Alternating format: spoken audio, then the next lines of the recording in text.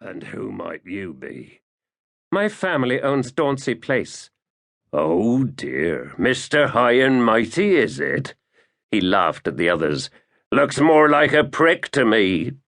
At least I don't punch women in the face.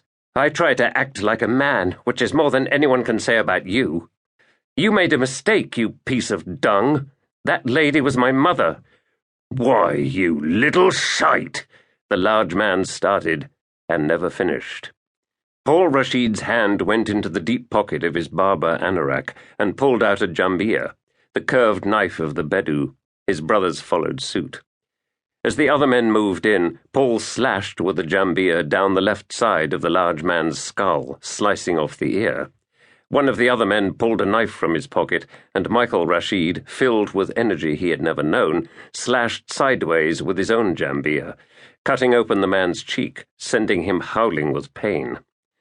One of the others picked up a branch and used it as a club to strike at George, but Kate Rashid ran from where she'd been hiding, picked up a rock and hurled it into his face with a shrill cry in Arabic. As quickly as it had begun, it was over. The rest of the group stood warily, in silence, not even the women and children crying out, and suddenly the skies opened and rain poured down. The leader held a soiled handkerchief to his ear, or what was left of it, and groaned, "I'll get you for this." "No, you won't," Paul Rashid said, "because if you ever come near this estate or my mother again, it won't be your other ear you'll lose. It will be your private parts." He wiped his jambia on the man's coat, then produced a Walter pistol from his pocket and fired twice into the side of the kettle over the fire. Water poured out and the flames began to subside. "I'll give you 1 hour to clear out. I believe the National Health Hospital in Maudsley covers even scum like you. But do take me seriously." He paused. "If you and your friends ever bother my mother again, I will kill you. Nothing is more certain."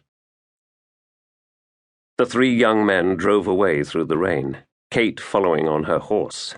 The rain was relentless as they entered the village of Dauncey and drove up to the pub named the Dauncey Arms. Paul braked outside, they got out, and Kate slid off her mare and tied her to a small tree. She stood facing them in the rain, her face troubled. "I'm sorry that I disobeyed you, brother." But Paul kissed her on both cheeks and said, "You were wonderful, little sister."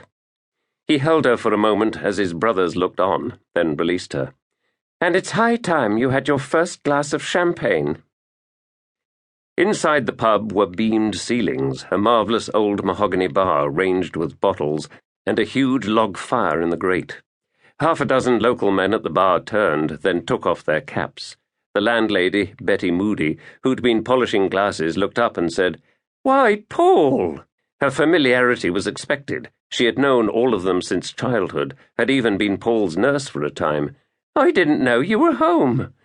"An unexpected visit, Betty. There were some things I needed to take care of." Her eyes were hard. "Like those bastards at Roundhay Spinney? How on earth do you know about them?" "Not much gets by me, not here at the Arms. They've been bothering people in the neighbourhood for weeks." "Well, they won't be a problem to anybody, Betty, not any more." He placed his jambia on the bar. There was a sound of vehicles passing outside, and one of the men went to the window. He turned. "Well, I'll be damned. All the shites be on their way out." "Yes, well, they would be," Michael said. Betty put down a glass. "No one loves you more than I, Paul Rashid. No one except your blessed mother, but I do recall your temper. Have you been a naughty boy again?" Kate said, "The awful man attacked Mummy. He beat her." The bar was silent, and Betty Moody said, "He what?" "It's all right. Paul cut his ear off, so they've gone away." Kate smiled. "He was wonderful." The silence in the bar was intense. "She wasn't too bad herself," Paul Rashid said. "As it turns out, our little Kate is very handy with a rock.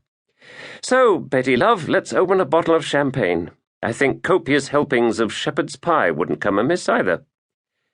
She reached over and touched his face. "Ah, Paul, I should have known. Anything else?" "Yes, I'm going back to Sandhurst tomorrow. Could you find time to see if Mother needs any help? Oh, and